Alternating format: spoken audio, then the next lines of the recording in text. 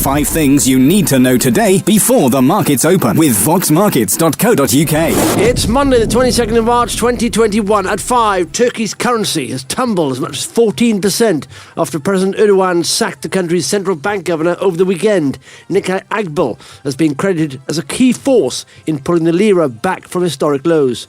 At 4, the boss of Australian airline Qantas has said that governments are going to insist on vaccines for international travellers. Coronavirus vaccines are seen as crucial to reviving an industry that saw worldwide passenger numbers fall by 75% last year. At 3, the oil giant Saudi Aramco has announced that its profits fell sharply last year as lockdowns around the world curbed demand for oil. Earnings in 2020 fell by nearly 45% compared with 2019, but they still made a profit of $45 billion.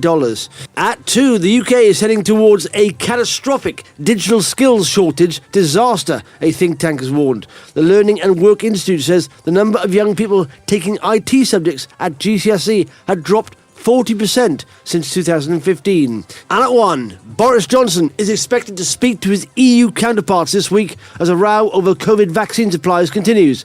EU leaders will hold a virtual meeting on Thursday to discuss a ban on Oxford-AstraZeneca vaccine exports to the UK. But the PM aims to put the UK's case in a one-on-one phone calls before that. For more details on any of these stories, visit voxmarkets.co.uk. 5 things you need to know today before the markets open with voxmarkets.co.uk.